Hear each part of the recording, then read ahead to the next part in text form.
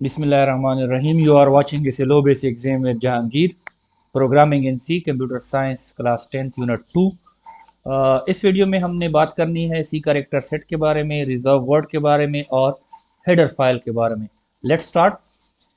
सी language character set. सबसे पहले हम करेक्टर सेट के बारे में बात करें तो करेक्टर सेट हमारे पास किसी भी लैंग्वेज में जो अल्फाज या फ़िक्रे, मैं नेचुरल लैंग्वेज की बात कर रहा हूँ, बोलने वाली ज़ुबान की बात कर रहा हूँ, के लिए जो सिंबल्स इस्तेमाल होते हैं उसको हम करेक्टर सेट कहते हैं। मिसाल के तौर पर अगर हम इंग्लिश की बात करें तो इंग्लिश में जो है जो भी आपका फ़िक्रा होगा, जो भी आपके वर्ड्स होंगे, तो उनमें सारी चीज़ें जो होती हैं या तो ए बी सी डी, जिसको हम अल्फ़ाबेट कहते हैं, वो यूज़ होंगे।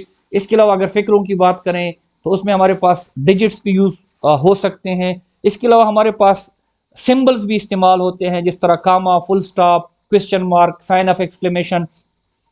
तो सिमिलरली हमारे जो सी लैंग्वेज का करेक्टर सेट है, मतलब हमारे सी लैंग्वेज में जो भी इंस्ट्रक्शन या जो भी स्टेटमेंट्स बनेंगी वो किन चीज़ों से मिलकर बनेंगी, किन कौन कौन से सिंबल उसमें इस्तेमाल होंगे। That will be letters both in capital and small letters, A to Z. हमारे पास A B C D small letters में भी, कैपिटल लेटर्स में भी। बट कीप इन माइंड कि हमारे पास स्मॉल ए बी सी और कैपिटल ए बी सी जो है वो सी लैंग्वेज के लिए दो डिफरेंट चीज़ें होंगी। Capital A will not be equal to small A, मतलब दोनों एक जैसी चीज़ें नहीं है। दूसरी चीज़ जो हमारे इंस्ट्रक्शंस या स्टेटमेंट बनाने के लिए इस्तेमाल होंगी, that will B digits from 0 to 9, and we will have a lot of special characters that are like brackets, small braces, and the brackets bigger one, arithmetic operators, plus minus multiply divide, question mark, hash sign, sign of exclamation। बहुत सारी symbols जो हैं जिसमें use होते हैं हमारी किताब में दिए गए हैं, उधर से आप उसको देख सकते हैं। तो कहने का मतलब ये है शॉर्ट में कि हमारे सी लैंग्वेज में जो भी स्टेटमेंट बनेगी, जो भी इंस्ट्रक्शन बनेगी, वो इन ही चीज़ों के मिलाने से बनेगी। Second thing is reserve words. Reserve words की अगर हम बात करें, पहले मैं नेचुरल लैंग्वेज से एग्जांपल लेता हूं। हर वो तमाम अल्फाज जिनका मतलब पहले से डिफाइन होता है कि इस लफ्ज़ का ये मतलब है। फॉर एग्जांपल अगर इंग्लिश में कोई बोले कि चेयर, तो फौरन हमारे जहन में आता है that will be something that will B used for sitting, मतलब ऐसी कोई चीज़ होगी जो हम बैठने के लिए इस्तेमाल करेंगे। मिसाल के तौर पर अगर कोई बोले कि ग्लास, तो आपके जहन में आएगा कि ऐसी कोई चीज़ होगी जिसमें पानी या कोई भी लिक्विड हम पीने के लिए इस्तेमाल करेंगे। मिसाल के तौर पर अगर कोई बोलता है एप्पल, तो आपके जहन में फ़ौरन आता है कि कोई फ्रूट होगा जिसको हम खाएंगे। तो सिमिलरली हमारे प्रोग्रामिंग लैंग्वेजेस में भी रिजर्व वर्ड होते हैं जिनका मतलब जो है पहले से उसमें डिफाइन होता है, वो बिल्ट इन होते हैं, मतलब जिसने कंपाइलर बनाया होता है तो उसमें पहले से उन मतलब उन अल्फाज का मतलब जो है उसमें शामिल होता है, डिफाइन हो चुका होता है। Words that have been defined pre defined meanings and can not be used for other purposes, और आप इसको दूसरी काम के लिए इस्तेमाल नहीं कर सकते। Always written in lower case. C language में जितने भी रिजर्व वर्ड हैं उनको हम कैपिटल लेटर्स में नहीं लिखेंगे, स्मॉल लेटर्स में लिखेंगे।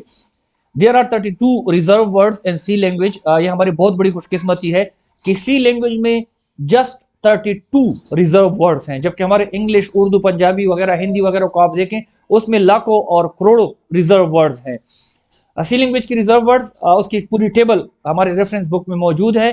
But for example we have int, long, float, double, if, else, case, char, do, for, while, etcetera. ये कुछ रिजर्व वर्ड हैं जो हम सी लैंग्वेज में इस्तेमाल करेंगे। अच्छा, उसके बाद बात आती है हेडर फाइल्स की। हेडर फाइल्स जो हैं ये बिल्ट इन फाइलें होती हैं जो कि हमारे लाइब्रेरी में पड़ी होती हैं, हमारा सी का जो लाइब्रेरी होता है वहाँ पे पड़ी होती हैं।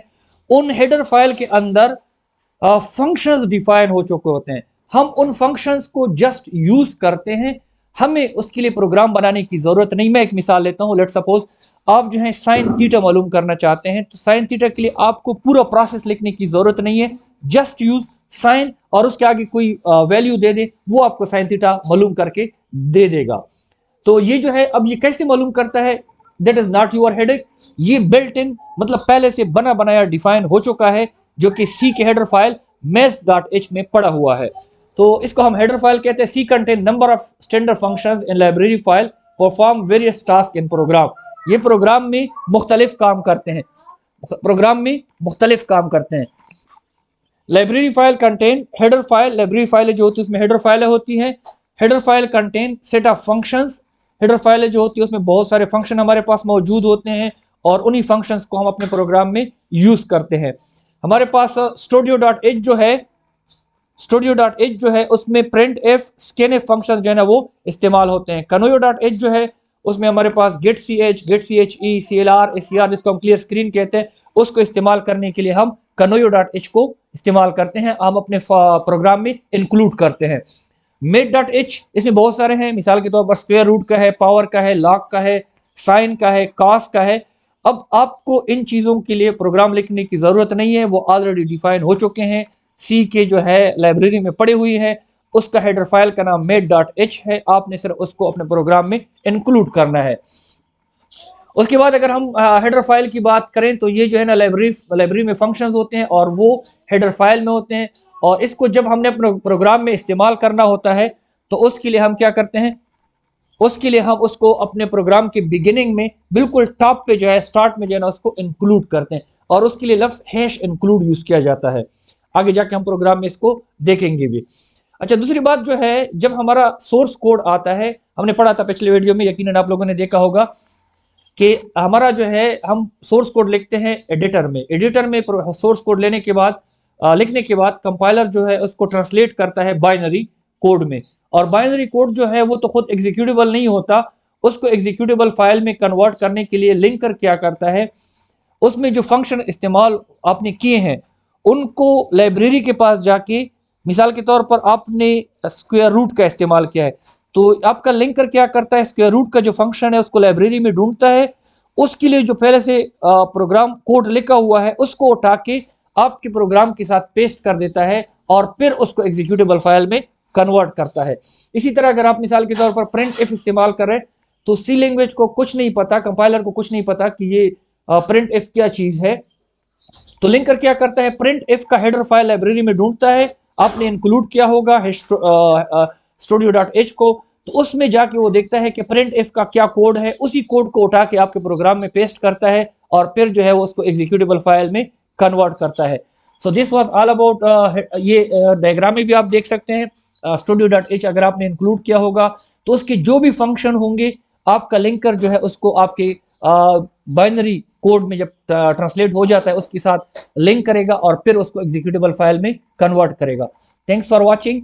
Any question can be asked in comments, if you want to suggest something it will be highly appreciated. मिलते हैं इंशाल्लाह नेक्स्ट वीडियो में, अपना ख्याल रखिएगा, अल्लाह हाफिज।